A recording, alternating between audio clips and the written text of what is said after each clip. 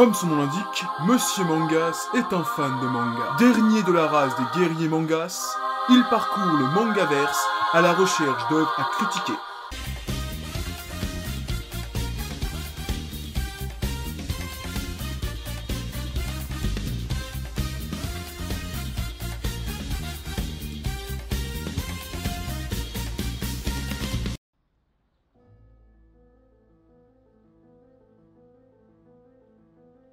Au fait, on va où comme ça? Rencontrer quelqu'un qui veut te voir. Et c'est encore loin? Tu verras, Mangas, tu verras. On arrive bientôt parce que j'en ai un peu marre de marcher là au bout d'un moment. Faisons une pause. 10 seconds later. Ça fait longtemps depuis Basilisk. Oui, j'ai même retrouvé un autre manga de mon maître. Est-ce que ça t'intéresse de le critiquer? T'es sérieux? Tu m'apportes du très très lourd là, tu sais? L'habitant de l'infini, ou en japonais Mugen no Junin, est un manga écrit et dessiné par Hiroaki Samura de 1994 à 2012 dans le Afternoon de Kodansha. En France, c'est Casterman avec leur collection Saka qui ont édité le manga de 2004 à 2014. Résumé, Manji est immortel. Un ver étrange introduit dans son corps guérit toutes ses blessures. Tué est son destin de samouraï errant. En réparation des 100 innocents qu'il a déjà sacrifiés pour se défendre, il s'engage à massacrer 1000 scélérats. Si vous aimez les mangas de samouraï et que vous n'avez jamais lu L'Habitant de l'Infini, alors déjà c'est triste parce que vous êtes passé à côté d'un titre de fou. Ensuite, c'est super pour vous parce que vous allez découvrir avec cette vidéo un super manga. Ce titre est facilement dans mon top 3 des meilleurs mangas de samouraï de tous les temps que j'ai lu. Et facilement dans mon top 10 de mes mangas préférés. Même l'auteur, c'est un putain de monstre que je place facilement dans mon top 10 des meilleurs auteurs.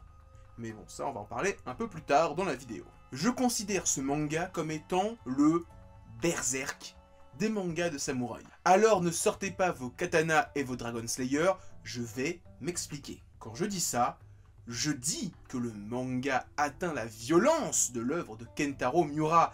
De toute façon, les deux œuvres sont dans deux registres différents, ce qui fait que c'est totalement débile de les comparer, même si je le fais. Berserk, c'est un manga de dark fantasy où côtoyer des monstres et des démons au coin de la rue est monnaie courante. L'Habitant de l'Infini se veut plus réaliste. Si on occulte la petite spécificité du personnage, il n'y a rien de surnaturel dans le manga. En gros, ce que je veux dire par là, c'est qu'en tant que manga de samouraï, L'Habitant de l'Infini est l'un, si ce n'est le plus violent que j'ai lu à ce jour. Dans ce manga, ça décapite, ça démembre, ça trucide, ça éventre à tout va. Vous voulez quelque chose avec de l'hémoglobine façon Kill Bill premier volet? Lisez ce manga. Et encore, s'il n'y avait que ça, vous allez voir, comme Berserk, être une femme dans ce manga, ça n'a rien de sympathique. Mais ça, on en reparlera plus tard. Ok? Toute cette violence n'est pas gratuite, le héros ne massacre pas à tout va pour le simple plaisir. Et de toute façon, il l'a subi plus qu'il ne l'a fait subir. Et là, vous vous dites, attends, comment il peut subir des décapitations et des démembrements? C'est pas possible! Manji, le personnage principal, a en lui le Kesenshu, un ver magique le rendant tout simplement immortel. Lui couper la tête ou les bras, pour lui c'est tout à fait normal. Alors oui, il douille sa grande daronne, mais après ça, il est encore en vie. Cette immortalité s'accompagne de duels d'une grande violence où le héros va perdre un bras et continuer à se battre pour finalement épuiser l'endurance de son adversaire. On dit souvent que Guts en chie pas mal dans Berserk, Manji est pas loin derrière lui en termes de souffrance. En plus, si le héros se fait découper de partout, c'est pas parce que c'est un mauvais combattant. Non, c'est quelqu'un de très bon. C'est juste qu'avec le temps et avec son immortalité, il est devenu beaucoup moins vigilant et baisse plus facilement sa garde. De toute façon, qu'est-ce qu'il risque? Un bras en moins? Pas grave, il le reprend, il le recolle, ni vu, ni connu. Cette immortalité s'amène aussi un certain questionnement sur l'existence du héros et d'autres personnes qui sont plus ou moins bienveillants à l'égard du personnage et de ses pouvoirs qu'ils veulent eux aussi acquérir. Mais ce n'est pas le sujet principal de l'œuvre. Il y a des questions qui sont posées vis-à-vis de l'immortalité et de cette vie, mais ce n'est pas le sujet de l'œuvre. Le manga n'est pas là pour traiter en profondeur de la psychologie, de la vie et des déboires d'un être non affecté par le temps. Si vous cherchez un manga de ce genre, je vous conseille To Your Eternity. Non, le sujet principal de l'œuvre, c'est la vengeance. Et pour parler de la vengeance, je dois parler du second personnage principal de la série, Lin. Et pour ça, je dois aussi parler de qui elle veut se venger, Lito Ryu. C'est un groupe qui, il y a quelques années, a tué le père de Lin et violé et laissé pour mort sa mère. La jeune fille va chercher à se venger et engager un mercenaire en la personne de Manji, qui va parcourir le Japon pour massacrer tous les membres de cette école d'arts martiaux. Ce groupe qu'on peut qualifier de tueurs et de violeurs, eh bien, vous n'allez pas le croire, mais pour moi, c'est l'un des meilleurs groupes de méchants, tout manga confondu. L'Akatsuki et la Brigade Fantôme, c'est des petites pucelles comparées à eux. Lito Ryu a une idéologie, la voie du guerrier, la voie du plus fort. Ils ont des règles. On ne se bat jamais à 2 contre 1, on est toujours seul face à l'adversaire, même en surnombre. Leur but est de devenir les plus forts du Japon à travers des techniques pas du tout traditionnelles. Ce groupe a perfectionné des techniques qui vont à l'encontre du style du katana traditionnel et ont perfectionné leurs propres techniques avec des armes uniques. On peut les critiquer de s'éloigner du style du Bushido, mais même eux s'en défendent en disant qu'il y a des années, Miyamoto Musashi est devenu le premier samouraï à se battre avec 2 sabres en même temps.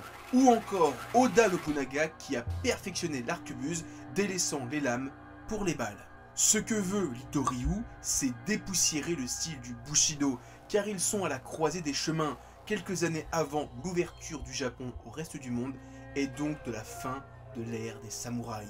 Chose qu'on verra dans le manga Kenshin le Vagabond, qui narre cette époque de changement. Plus récemment, dans Demon Slayer, on voit bien que les pourfendeurs sont perçus comme des personnes d'un autre temps. Porter un sabre à la ceinture est mal perçu. Lito Ryu veut retarder le plus possible cette nouvelle ère, et même prouver à l'état qu'un samouraï bien entraîné avec une bonne arme, ça peut faire beaucoup plus de dégâts qu'un simple paysan avec un pistolet. Spoiler, le film Le Dernier Samouraï a prouvé le contraire. Ce qui est aussi intéressant avec Lito Ryu, c'est qu'on pourrait même les voir comme les personnages principaux de l'œuvre. Normalement, dans les mangas et même dans les récits en règle générale, on suit un héros ou un groupe de héros avec un objectif, qui vont subir des péripéties et avoir des adversaires qui vont les empêcher d'avancer. Ceux qui subissent des adversaires et qui sont souvent ralentis dans cette histoire, c'est plus souvent Lito Ryu que Manji et Lin. À chaque fois qu'un nouveau groupe d'adversaires apparaît, ils sont là pour empêcher l'objectif de Lito Ryu de se concrétiser. Le Mugai Ryu, le Shingyoto Ryu ou les 6 démons, ils sont plus là pour niquer Lito Ryu que pour ralentir la vengeance de Lin. Alors oui, dans un sens, il l'empêche d'avancer, parce que s'il tue des gens qu'elle veut tuer, elle ne peut pas se venger elle-même. Mais au final, elle aura atteint son objectif d'éradiquer Lito Ryu. Et vous savez, là où le bas blesse, c'est que Manji va éliminer une partie de ce groupe alors qu'il est dans la même idéologie qu'eux. Lui aussi se bat avec des armes peu orthodoxes. Lui aussi est un samouraï qui va subir ce changement d'air. S'il n'avait pas croisé Lin, il aurait sûrement rejoint ce groupe. Il l'avoue même à demi-mot à un membre du groupe. Il pourrait être avec eux. Mais pas de chance, il est contre eux à cause du destin.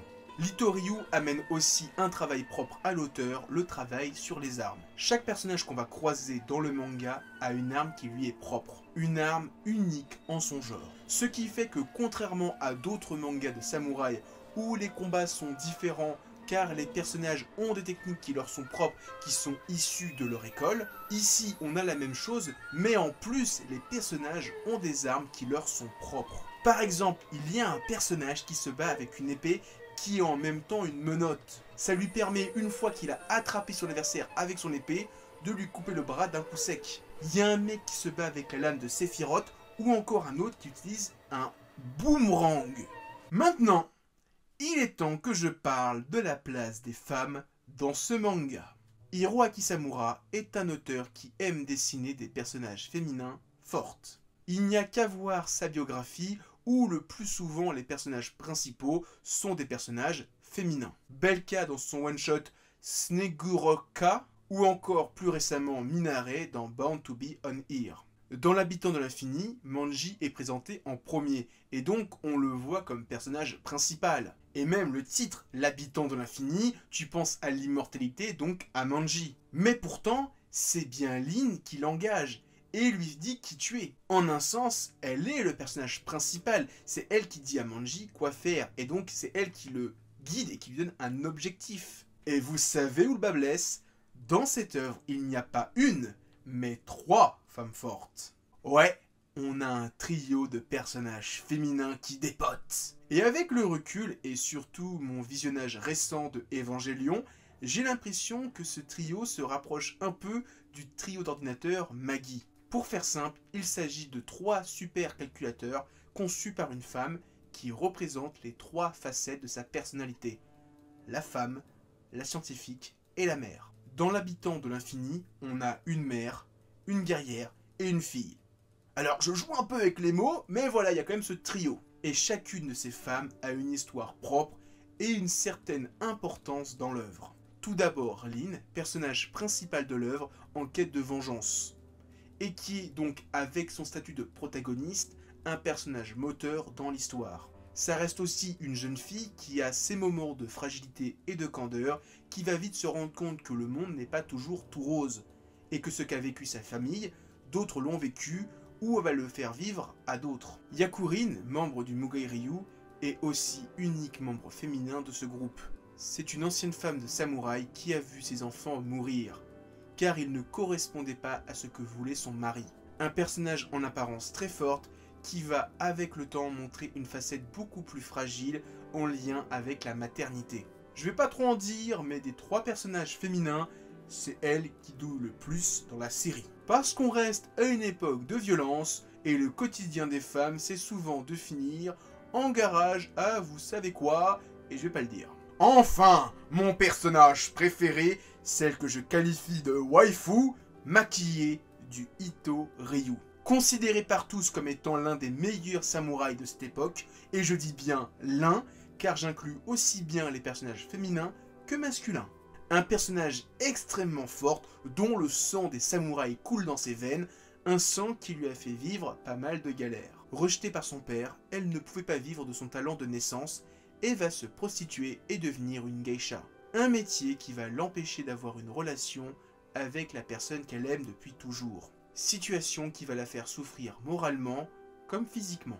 Avant de passer au dessin, j'ai envie de parler des influences de l'auteur et de l'influence qu'il a eue. Dans une interview croisée avec un autre auteur, Hiroaki Samura disait aimer au collège Osamu Tezuka, le dieu des mangas, Rumiko Takahashi, la maman de Lamu, Ranma ou encore Inuyasha, et le duo Fujio F. Fujiko, les créateurs de Doraemon. C'est au lycée qu'il va découvrir, comme tant d'autres auteurs, la claque cosmique qu'est Akira, de Katsuhiro Otomo. Au niveau des auteurs qu'il a influencés, il y a 2 auteurs avec qui il a fait des interviews croisées et qui sont des fans de l'habitant de l'infini. Le premier est un inconnu, il s'agit de Masashi Kishimoto, le papa d'un manga pas très connu, Naruto. Et l'interview se trouve dans le tome de l'édition des 20 ans de l'habitant de l'infini. Le second, c'est Tatsuki Fujimoto, qui est l'auteur de Fire Punch et Chainsaw Man. Son interview à lui, on peut le trouver dans les tomes 5 à 7 de Fire Punch. Dans ces interviews, on apprend notamment que Kishimoto a une réelle admiration sans borne pour l'œuvre de l'auteur et que Tatsuki Fujimoto voit Hiroaki Samura comme une légende et qu'ils aimeraient tous les deux dessiner aussi bien que lui. Pour vous dire, dans l'interview, Kishimoto a tellement aimé l'habitant de l'infini et vu le niveau de différence entre lui et l'auteur qu'il a changé son fusil d'épaule. Il a voulu faire un manga de samouraï et il s'est rabattu sur un manga de ninja. En gros, sans l'habitant de l'infini, on n'aurait sûrement jamais eu Naruto. Kishimoto révèle même qu'il s'est inspiré de Manji et de Magatsu pour imaginer le design de Kakashi et de Iruka. Voilà, j'arrête là, j'arrête de louer les mérites d'un auteur en parlant d'autres auteurs encore plus célèbres. Maintenant, parlons du dessin. Une chose qui va vous marquer dans le dessin de Hiroaki Samura, c'est la beauté dans le macabre. Je vais pas revenir sur ma comparaison avec Berserk, je l'ai déjà fait en début de vidéo. Ce manga est violent, très violent. Mais plus que la violence, il y a une chose qui me fascine dans le dessin, c'est la beauté dans le macabre. Dans les affrontements de ce manga, ça finit toujours avec des morts à foison, des gens qui se font couper la tête, les bras, les jambes ou n'importe quelle autre partie du corps. Il y a du sang partout. Malgré cette abondance de violence, j'ai une fascination dans la composition des planches. La manière qu'a l'auteur de mettre en valeur cette violence, donnant ce que je disais plus tôt, la beauté dans le macabre. Là, je vous spoil vite fait une mort. Dans le premier chapitre, il y a un mec qui se fait tuer par le héros. Et il se fait découper le visage en forme de Zazika, donc la croix gammée inversée qui est le signe religieux des bouddhistes. C'est totalement débile de faire ça. Et c'est humainement impossible de faire une telle chose avec un katana. C'est surréaliste, c'est macabre, mais c'est beau à regarder. La scène en elle-même est incroyablement belle, macabre, mais belle. Si vous aimez ce genre de choses, alors déjà vous avez un souci, hein, je dois vous le dire, mais voilà, si vous aimez ce genre de choses et que vous voulez aller plus loin, c'est vraiment que vous avez un problème. Mais voilà, si vous voulez aller plus loin, je vous conseille de vous intéresser aux artbooks de l'auteur, un en particulier où l'auteur dessine des femmes se faire torturer. Je vous le dis, si vous vous êtes intéressé par ça, vous êtes bizarre. Alors, avec cet artbook, on est dans du pur Eroguro, un style de manga qui est la contraction de érotique et de gore. Si vous êtes intéressé par ce style de manga, je vous conseille de vous intéresser à Suehiro Maruo. C'est l'un des maîtres dans ce genre, et il y a pas mal de titres de l'auteur qui sont édités aux éditions Les Arts Noirs. Et donc, oui, l'auteur a dessiné ce genre de choses. Ça a été édité et imprimé. Et il y a même des passages qui pourraient être dans l'habitant de l'infini. L'artbook se trouve facilement sur des sites. Je vais mettre quelques images plutôt soft, si j'arrive à en mettre. Et donc, si j'en mets, dites-vous que c'est les plus mignonnes de la collection. Et donc, ceux qui sont curieux, je mettrai en description le nom de l'artbook. Mais si vous faites ça, vous êtes vraiment bizarre. Passons maintenant au découpage de l'habitant de l'infini. Hiroaki Samura a un petit tic dans sa manière de dessiner et de composer ses chapitres. Il l'a déjà dit lui-même, il aime bien dessiner des grandes cases pour planter le décor et montrer au lecteur où sont les personnages. Est-ce qu'ils sont loin ou proches l'un de l'autre? Et une fois qu'il a bien planté son décor et qu'on sait géographiquement où sont chaque personnage, il va enchaîner sur plein de petits plans serrés pour décomposer son action et qu'on comprenne très bien que tel personnage a fait telle action et qu'il a fait telle chose. Pour vous dire à quel point c'est un petit tic dans la manière de faire de l'auteur, il y a un arc dans le manga où tout se passe dans des souterrains, donc dans un endroit exigu, compliqué de planter un décor.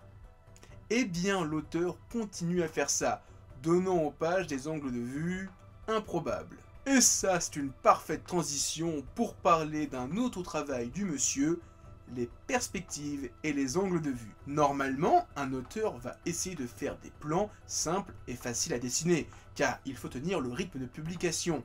Mais non, monsieur Samura, lui, préfère se compliquer la vie et mettre en place ce que j'aime appeler sa caméra dans des endroits totalement improbables, qui donnent à l'action un angle inédit, ce qui permet de voir l'action sous un autre œil. Le tout est servi par tous les décors que nous pond Hiroaki Samura. Les doubles pages sont toutes, et je dis bien toutes, sublime, que ce soit les petites gargotes japonaises ou les forêts en passant par les grottes, tout est super beau, super propre. Le seul regret que j'ai, c'est que tout est en noir et blanc. Hiroaki Samura, c'est le genre d'auteur qui mériterait d'avoir une édition en couleur. Je rebondis sur les pages couleurs pour parler de l'ancrage des pages. On a par moment, d'une page à l'autre ou même d'une case à l'autre, une manière d'ancrer différente. Ça donne à la page un aspect unique dans la lecture. Et je parle ici d'ancrage différent, pas d'une page couleur qui a été imprimée en noir et blanc. Aujourd'hui, j'arrive à faire la différence entre une page en noir et blanc et une page en couleur qui a été numérisée et imprimée en noir et blanc. Ici, je parle vraiment d'une technique d'ancrage qui sort du classique encre de Chine.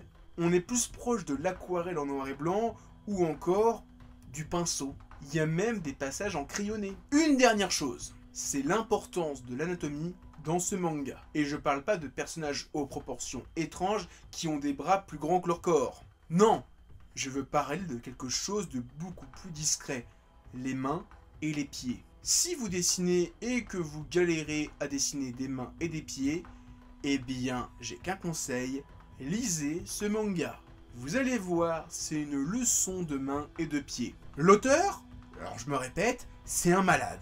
Sa représentation des mains et des pieds est incroyable, à tel point que, alors je suis désolé, je vais à nouveau les nommer, que Masashi Kishimoto et Tatsuki Fujimoto le vénèrent pour ça. Et je pense aussi que Quentin Tarantino le vénère pour ça. Dites-vous qu'il y a un passage dans le manga où il y a une relation sexuelle qu'on voit qu'à travers des pieds. On sait ce que font les personnages, mais tout ce qu'on voit de cette scène, ce sont des pieds qui se crispent. Et en fonction de la forme des pieds, on sait ce qui est en train de se passer. En conclusion, L'Habitant de l'Infini, c'est un excellent manga. Un manga plein de violence et de personnages torturés qui se font torturer. Un manga où on a des personnages féminins forts qui se font violer et des enfants forts qui se font tuer. En fait, il est pourri ce manga. C'est aussi un manga qui parle d'une époque de transition pour le Japon, les dernières années des samouraïs. L'auteur n'est pas historiquement exact et il n'a jamais voulu l'être, mais ça reste un manga très intéressant dans le genre samouraï, car il fait le pont avec tous les mangas de la bataille de Sekigahara qu'on connaît si bien, et le shonen Kenshin le Vagabond, qui raconte l'époque où les samouraïs n'ont plus de raison d'exister. Pour toutes ces choses, lisez L'Habitant de l'Infini, c'est un super manga et vous allez adorer.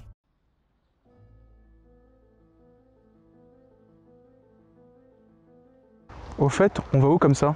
Rencontrer quelqu'un qui veut te voir. Et c'est encore loin? On est arrivé. Ah, enfin, parce que j'avais vraiment l'impression de revivre la scène d'intro.